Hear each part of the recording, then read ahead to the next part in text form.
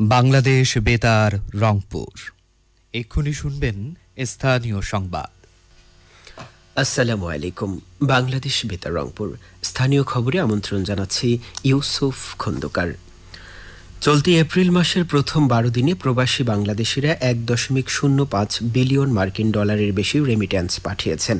আজ বাংলাদেশ ব্যাংকের প্রকাশিত এক প্রতিবেদনে জানানো হয়েছে, এই রেমিট্যান্সের মধ্যে রাষ্ট্রায়ত্ত ও বিশেষায়িত ব্যাংকগুলোর মাধ্যমে এসেছে 459.72 মিলিয়ন মার্কিন ডলার এবং বেসরকারি ব্যাংকগুলোর মাধ্যমে এসেছে 590.34 মিলিয়ন মার্কিন ডলার। এপ্রিলের এই সময়কালে প্রতিদিন গড়ে 87.69 মিলিয়ন ডলার রেমিট্যান্স এসেছে। এর আগে মার্চ মাসে রেমিট্যান্স এসেছে মোট 3.29 বিলিয়ন ডলার। ফিলিস্তিনের নির্যাতিত, নিপীড়িত ও নিরীহ জনগণের প্রতি সংহতি জানিয়ে বিভাগীয় নগরী রংপুরে আধাবেলা ধর্মঘট পালন করেছে ব্যবসায়ীরা। ইসরায়েলি গণহত্যার প্রতিবাদে আজ নগরীর সকল দোকানপাট বন্ধ রাখা হয়, তবে কাঁচা বাজার, ঔষধের দোকান এবং হোটেল রেস্তোরাঁ সহ জরুরি পণ্যের দোকানপাট ধর্মঘটের আওতামুক্ত ছিল।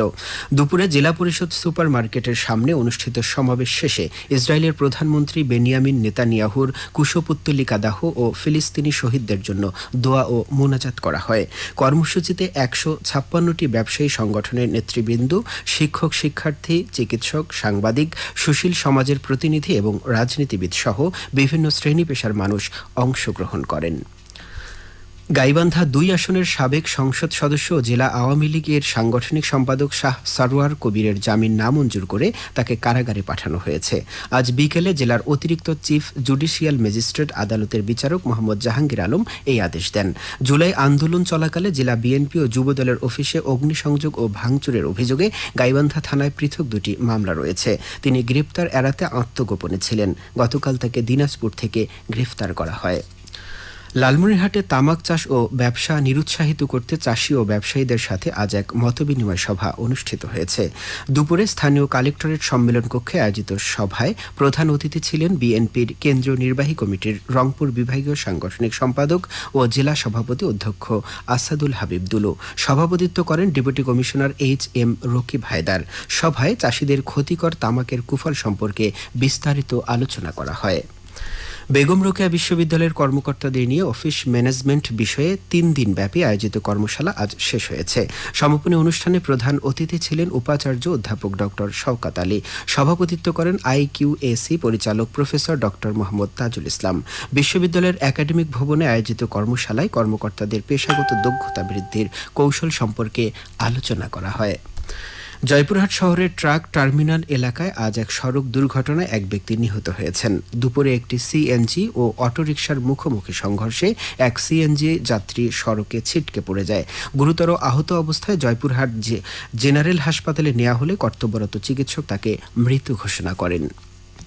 এখন শুনুন কৃষি সংবাদ। কুড়িগ্রামের চিলমারী উপজেলায় চলতি মৌসুমে 6,810 হেক্টর জমিতে বোরো ধান চাষের লক্ষ্যমাত্রা নির্ধারণ করা হয়। চাষ হয়েছে 6,850 হেক্টর জমি, যা লক্ষ্যমাত্রার চেয়ে 40 হেক্টর বেশি। এছাড়া উচ্চ ফলনশীল জাতের বোরো ধান চাষাবাদে চাষিদের উদ্বুদ্ধ করতে উপজেলায় 30টি প্রদর্শনী প্লট স্থাপন করা হয়েছে।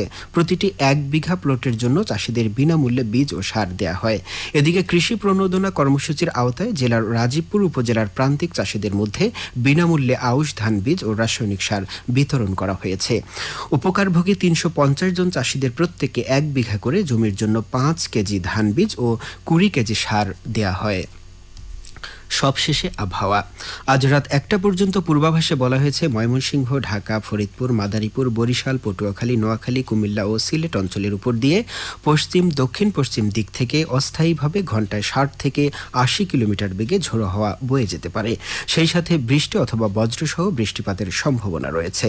এসব এলাকার নদীবন্দর সমূহকে 2 নম্বর নৌ হুঁশিয়ারি সংকেত, 2 নম্বর নৌ হুঁশিয়ারি সংকেত দেখাতে বলা হয়েছে। এছাড়া দেশের অন্যত্র একই দিক থেকে অস্থায়ীভাবে ঘন্টায় 45 থেকে 60 কিলোমিটার বেগে দমকা থেকে ঝোড়ো হাওয়া বয়ে যেতে পারে। সেই সাথে বৃষ্টি অথবা বজ্রসহ বৃষ্টিপাতের সম্ভাবনা রয়েছে। এসব এলাকার নদীবন্দর সমূহকে 1 নম্বর সতর্কতা সংকেত দেখাতে বলা হয়েছে। এদিকে আজ রংপুর ও এর আশপাশের এলাকায় তাপমাত্রা ছিল সর্বোচ্চ 34 ডিগ্রি এবং সর্বনিম্ন 23.4 ডিগ্রি সেলসিয়াস। সন্ধে 6টায় বাতাসের আর্দ্রতা ছিল 64%। আজ এখানে সূর্য অস্ত গেছে 6টা 27 মিনিটে এবং আগামীকাল সূর্য উঠবে 5টা 38 মিনিটে। খবর শেষ হলো। আমাদের পরবর্তী স্থানীয় খবর প্রচারিত হবে আগামীকাল সকাল 8টা 10 মিনিটে।